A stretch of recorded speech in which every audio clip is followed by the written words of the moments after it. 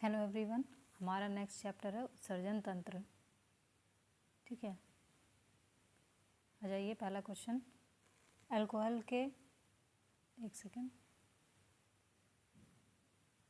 Alcohol के निराविशन बोलते हैं डिटॉक्सिफिकेशन को। ठीक है, एक तरीके से इसका मतलब हुआ शुद्ध करना। ठीक है, तो वो पूछ रहा है अल्कोहल के निरावशन के लिए निम्नलिखित मानव अंगों में कौन उत्तरदायी है। तो यकृत। ठीक है, ये क्या करता है? यकृत जटिल रासायनिक अभिक्रियाओं के माध्यम से जो हानिकारक तत्व हैं उनको बाहर निकाल देता है। ठीक है, क्वेश्चन नंबर सेकंड, एक स्वस्थ मनुष्य एक दिन में निम्नलिखित मात्रा में पेशाब करता है। कितना? 1.5 लीटर।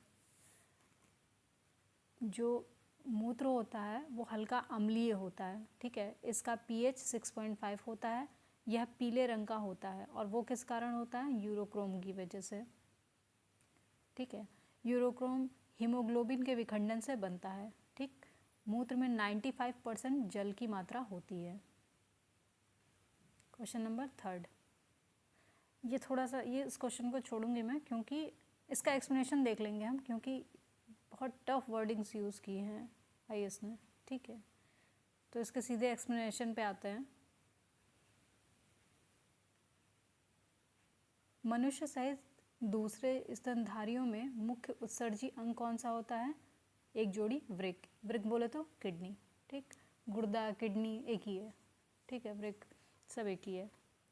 तथा वृक्क में वृक्क नलिकाएं या नेफ्रॉन पाई जाती हैं, जो कि उत्सर्जन की यूनिट हैं। ठीक है, रक्त वृक्कीय धमनी से वृक्क में उत्सर्ग अपनयन के पूर्व जाता है।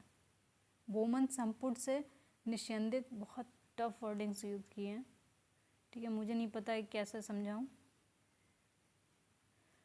कोई नहीं, हम नेक्स्ट क्वेश्चन देखते हैं। क्वेश्चन नंबर 4, मनुष्य शरीर में खून की शुद्धिकरण की प्रक्रिया को क्या कहते हैं? डायलिसिस कहते हैं। देखिए, होता ये है कि जैसे मान लीजिए बीपी हाई हुआ।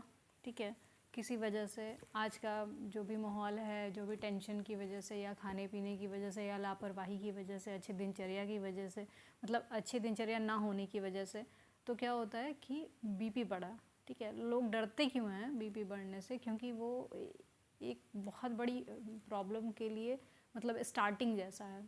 तो बीपी बढ़ा, ठीक है, उसकी वजह से किडनी पे असर पड़ा, हार्ट पे असर पड़ा, और किडनी खराब हुई मतलब कि जो ब्लड का शुद्ध होने वाला प्रोसेस था वो नहीं होगा। अब ब्लड शुद्ध नहीं हो पाएगा, उसका फिल्टर नहीं हो पाएगा वो, और उसके बाद तो इसको दूर करने के लिए क्या करते हैं? डायलिसिस एक प्रक्रिया होती है जिसमें मशीनों के द्वारा ब्लड को शुद्ध किया जाता है। ठीक है, ये बहुत महंगा प्रोसेस है, टाइम टेकिंग है और बहुत हेक्टिक प्रोसेस है। मतलब ये अच्छा नहीं है। ऑब्वियसली जो काम शरीर अपने आप कर रहा है वही सबसे बेटर है। ठीक है, तो मनुष्य के शरीर में खून के शुद्धिकरण की प्रक्रिया डायलिसिस कहलाती है। मानव शरीर में संपूर्ण रुधिर वृक्क यानी किडनी के माध्यम से शुद्ध होता है। यह रुधिर में नाइट्रोजन यौगिकों, यूरिक तथा यूरिक अम्ल आदि को पृथक करता है, यानी कि किडनी। ठीक है, और रक्त के परासरणी दाब एवं उसकी मात्रा का नियमन करता है।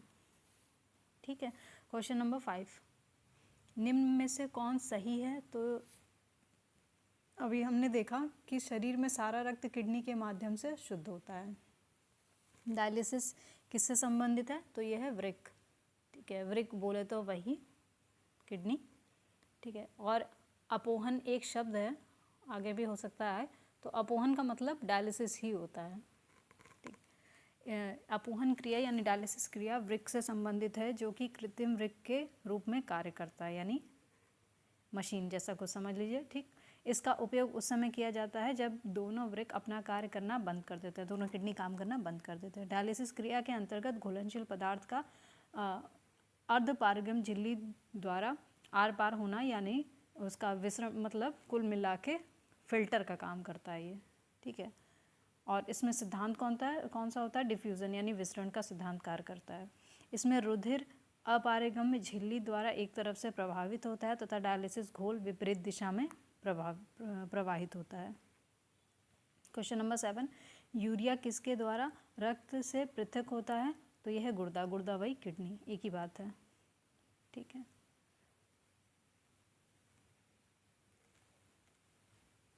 यूरिया अति सूक्ष्म निस्यंदन यानी अल्ट्राफिल्ट्रेशन मतलब फिल्टर, एक तरीके से उसको भी बहुत सूक्ष्म तरीके से फिल्टर करना। ठीक है, क्रिया द्वारा रुधिर से गुर्दा यानी किडनी द्वारा पृथक किया जाता है, क्योंकि यूरिया एक उत्सर्जी पदार्थ है। ठीक है, ये एक्सक्रीटरी मटेरियल बोलते हैं इसको, जिसका शरीर से बाहर निकलना बहुत ज़रूरी है, ऑब्वियसली है ही। ठीक है, वरना वो बहुत तरीके की दिक्कतें करने लगेगा शरीर में। इस प्रकार यूरिया मूत्र के माध्यम से शरीर के बाहर निकल जाता है। क्वेश्चन नंबर 8, मानवों में गुर्दे निम्नलिखित में से किस प्रणाली के अंग हैं? तो बोलते हैं एक्सक्रीशन। ठीक है, गुर्दा मतलब किडनी क्या है, किस तरीके का अंग है? तो ये उत्सर्जन, एक्सक्रीटरी। ठीक है, रुधिर को छानकर इसमें से अनावश्यक और अपशिष्ट पदार्थों को हटाना गुर्दे का यानी किडनी का मेन काम होता है। क्वेश्चन नंबर 9, वृक्क से प्रति मिनट औसत रक्त प्रवाह होता है कितना? 1200 सीसी। वृक्क मानव शरीर का सबसे महत्वपूर्ण अंग है। इसका मुख्य कार्य रक्त की शुद्धि के साथ शरीर से जो भी विषाक्त पदार्थों को मूत्र के माध्यम से बाहर निकालना होता है। मानव वृक्क प्रतिदिन लगभग 1500 लीटर रक्त का शुद्धिकरण करता है तथा लगभग 1.5 लीटर मूत्र में तब्दील करता है। वृक्क से प्रति मिनट 1200 सीसी रक्त प्रवाहित होता है। वृक्क से जो किडनी है उससे 1200 सीसी तक जो ब्लड है वो प्रवाहित होता है। Question number 10, अपोहन। अभी हमने देखा था अपोहन क्या था? डायलिसिस क्रिया को बोलते हैं। ठीक है, अपोहन बोले तो डायलिसिस। तो पूछा है क्वेश्चन नंबर 10 में कि अपोहन जिसके कार्य संपादन हेतु प्रयुक्त होता है वो क्या है? तो हमने देखा वो किडनी है। जब वृक्क, अभी हमने पूरी प्रोसेस को समझ लिया कि जब किडनी यानी वृक्क खराब होता है तो रुधिर को साफ करने का काम अब कौन करेगा? तो डायलिज़र बोलते हैं उसको। ठीक है, तो वो एक कृत्रिम यानी आर्टिफिशियल किडनी का काम वो लगाया जाता है और उससे सही किया जाता है, मतलब रुधिर उससे छाना जाता है। क्वेश्चन नंबर 11, जब वृक्क कार्य करना बंद कर दे तो निम्न से कौन सा पदार्थ जमा होता है? क्या जमा होता है? रक्त में नत्र जनित अपशिष्ट पदार्थ। वही तो काम करता है कि अपशिष्ट पदार्थ को बाहर निकालने का। अब जब वो निकाल ही नहीं पाएगा तो वो शरीर में जमा होता जाएगा। क्वेश्चन नंबर 11 का एक्सप्लेनेशन देखिए। शरीर में उपापचय मेटाबॉलिज्म के दौरान बहुत से ऐसे पदार्थ बनते हैं जब हमारा शरीर खाना वाना को पचा रहा होता है, उपापचय हो रहा होता है, जो कि शरीर के लिए तो बना रहे होते हैं, तो उसमें बहुत सारे जो हानिकारक पदार्थ होते हैं इन्हें हम क्या बोलते हैं? नत्र जनित अपशिष्ट पदार्थ कहते हैं। अब ये नत्र जनित अपशिष्ट पदार्थ कौन कौन से हैं? तो एक तो ये देख लीजिए, अमोनिया हो गया, यूरिया हो गया, यूरिक अम्ल हो गया, ये सब हो गया। ठीक है, तो इसको निकालने का काम करता है वो किडनी अति सूक्ष्म निस्यंदन यानी अल्ट्राफिकेशन द्वारा क्रिया द्वारा इन्हें रुधिर से अलग कर मूत्र से बाहर निकालने का में सहायक होता है। क्वेश्चन नंबर 12, कौन मानव गुर्दे का सामान्य कार्य नहीं है? ठीक है, तो देखिए ऑप्शन बी जो है, रक्त में शर्करा की मात्रा का नियंत्रण। ये कौन करता है? ये तो इंसुलिन का काम होता है। ठीक है, अग्नाशय जो होता है वो इंसुलिन नामक हार्मोन को उत्पन्न करता है जो कि रक्त में शर्करा की मात्रा को नियंत्रित करने में मदद करता है। ठीक है, तो और बाकी इसके अलावा किडनी का काम देख लीजिए। रक्त में जल की मात्रा का नियंत्रण, बिल्कुल ठीक बात है। यूरिया को छानकर बाहर करना, ठीक बात है। कई हार्मोनों का श्रावण करना, ये भी ठीक बात है। क्वेश्चन नंबर 13, मानव वृक्क अश्मरी, मतलब आइए इसको क्या ही बोलें। ठीक है, अगर यहाँ पे किडनी नहीं दिया होता, किडनी स्टोन, तो हो चुका हमारा तो काम। अश्मरी, अब अश्मरी खोजते रहिए, अश्मरी क्या है। तो मानव वृक्क अश्मरी में पाया जाने वाला प्रमुख रासायनिक यौगिक है। क्या है? मतलब यानी कि किडनी स्टोन में जो जो जिस वजह से किडनी स्टोन होता है वो क्या है? तो वो है और कैल्शियम ऑक्सलेट। ठीक है, बहुत लोगों को ऐसा लगता है कि कंकड़ पत्थर खा लिए हैं तो इस वजह से पथरी बन गई है। नहीं, ऐसा नहीं है।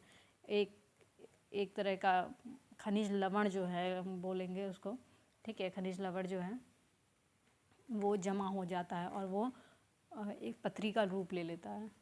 वृक्क की पेल्विस में यानी किडनी की पेल्विस में खनिज लवण यानी कि कैल्शियम ऑक्सलेट की क्रिस्टल एक पिंड के रूप में एकत्र हो जाते हैं, जिससे मूत्र के रास्ते में रुकावट आती है। ठीक है। क्वेश्चन नंबर 14, मानव गुर्दे में बनने वाली पथरी प्राय किससे बनाई होती है? Calcium oxalate. क्वेश्चन नंबर 15, मानव गुर्दे की पथरी, रिपीटेड क्वेश्चन, ये यूपीपीसीएस 2015 में भी आया है। ठीक है, ठीक है, ये वाला चैप्टर हमारा यहाँ पे कंप्लीट हो गया है। फटाक से दूसरा चैप्टर भी देख लेते हैं, इसमें सिर्फ 10 मिनट का हमारा टाइम गया है। ठीक है, तंत्रिका तंत्र में आ जाइए। एक्सप्लेनेशन को लेके बिल्कुल भी परेशान मत होइएगा, क्योंकि ये सारी चीज़ें हमारा क्वेश्चन में कवर कर लेता है। तो आ जाइए, हम फर्स्ट क्वेश्चन से स्टार्ट करते हैं। ओके, पूछा है जो स्पाइनल कॉर्ड होता है उसको क्या हिंदी में क्या कहते हैं? कशेरुकी रज्जु। ठीक है, इनमें से कितनी जोड़ियाँ तंत्रिका निकलती हैं?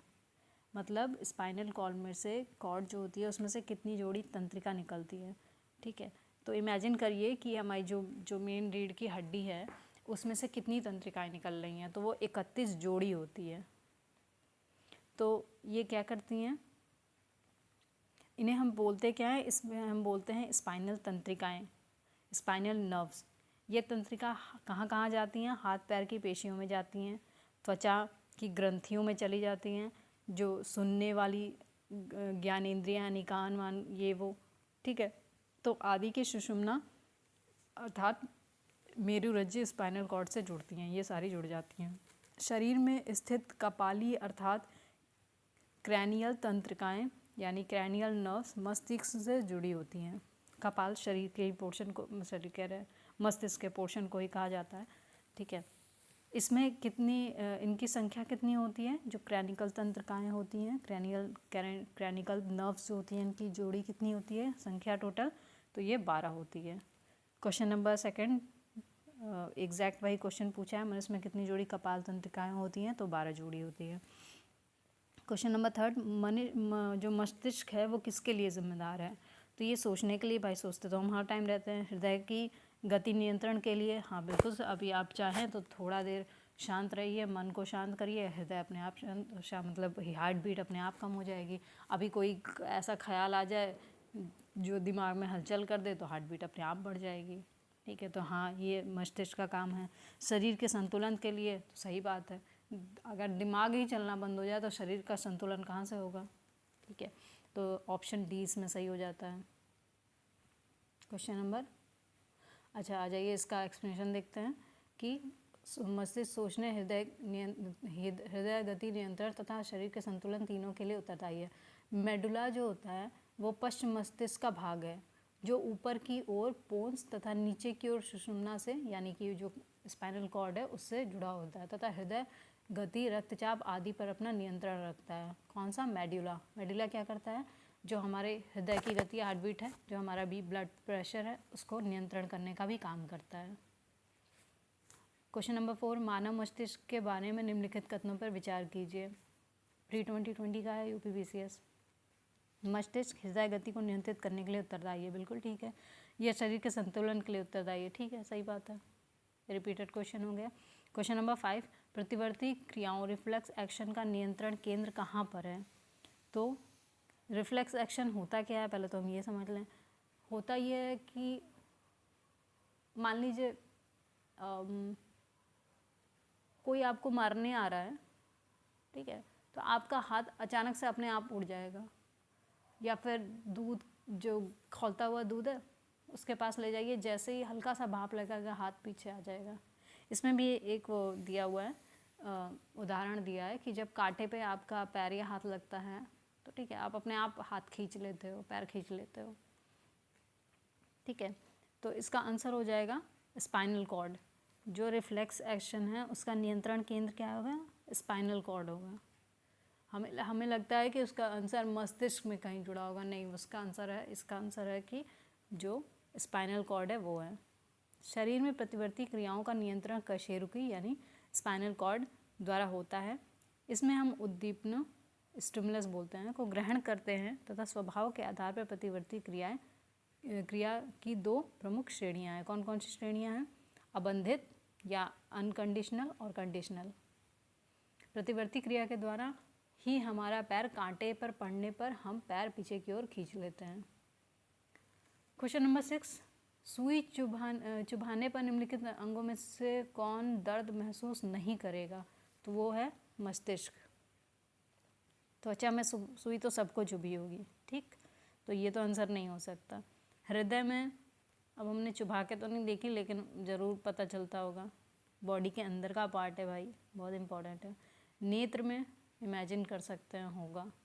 मस्तिष्क में अगर ये कह रहा है कि नहीं है तो नहीं होगा, ठीक है। मस्तिष्क में दर्द ग्राहिकाओं यानी कि पेन रिसेप्टर्स जो होते हैं वो नहीं होते हैं।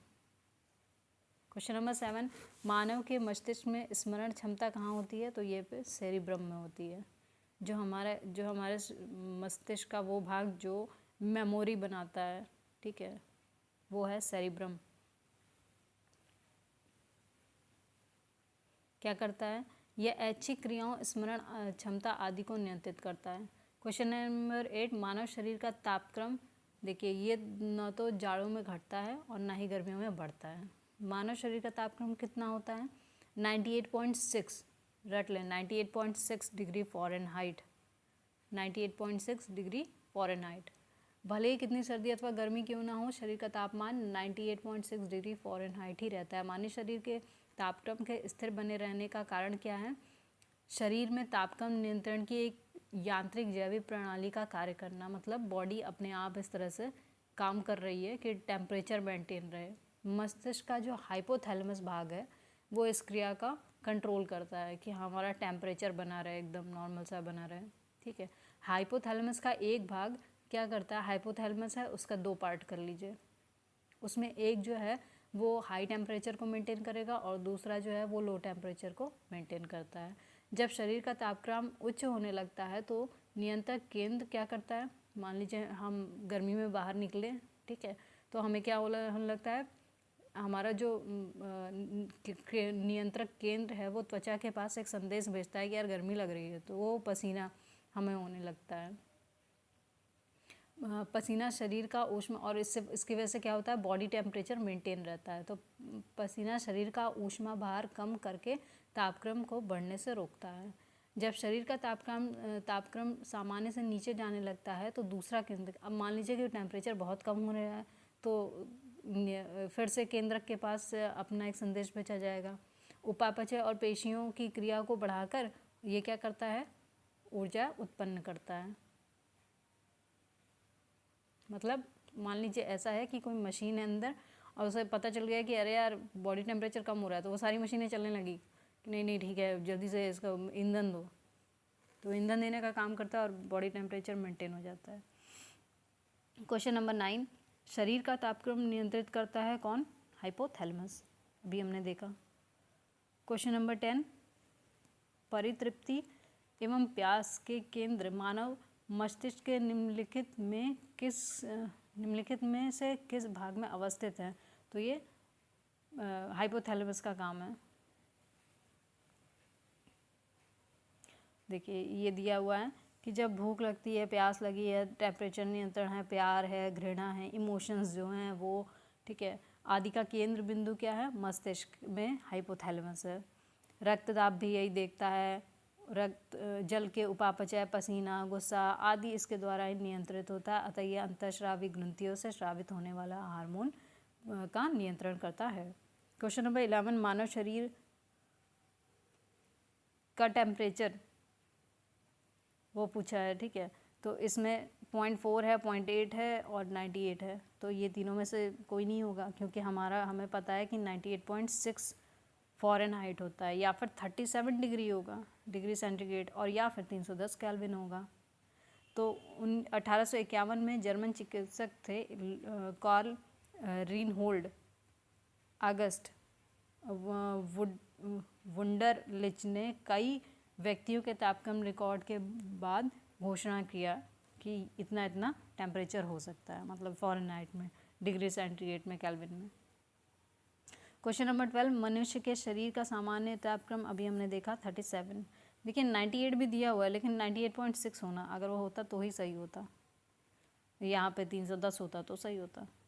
क्वेश्चन नंबर 13, मानव मस्तिष्क के निम्नलिखित भागों में से कौन सा एक निगरण और उल्टी का नियमन केंद्र है? उल्टी उल्टी क्या कौन देख रहा है भाई?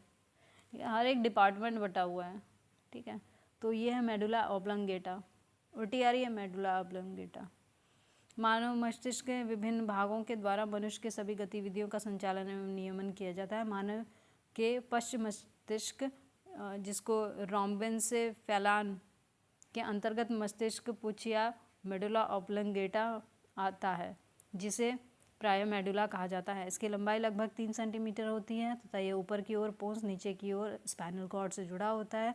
ये भोजन निगरण यानी कि स्वेल जो खाना खाते हैं स्वेल करते हैं, उसका स्वॉल बोलते हैं। उल्टी वॉमिटिंग हो गई या हार्ट बीट हो गई और खांसना छींकना इत्यादि का नियमन केंद्र है। खांसना छींकना भी है, ठीक है। उल्टी हो गई, क्या क्या करता है? मेडुला ऑब्लंगेटा है, ठीक है, एक विभाग है। क्या क्या देख रहा है विभाग? भैया खाना इन्होंने घोटा कि नहीं घोटा, अंदर स्वॉलिंग की कि नहीं, ठीक है। और उल्टी की अच्छा मेडुला ऑब्लंगेटा। हार्ट बीट, ओह मेडुला ऑब्लंगेटा। खांसना छींकना मेडुला ऑब्लंगेटा, ठीक है। ये विभाग सब देख रहा है। क्वेश्चन नंबर, अच्छा ये 13 यहाँ पे कंप्लीट हो गया, ठीक है। हमारा नेक्स्ट वाला आगे के वीडियो में देखेंगे। यहाँ पे 2 हमने टॉपिक कंप्लीट कर लिए। एक तो हमने देख लिया तंत्रिका तंत्र और दूसरा देख लिया उत्सर्जन तंत्र, ठीक है। Thank you.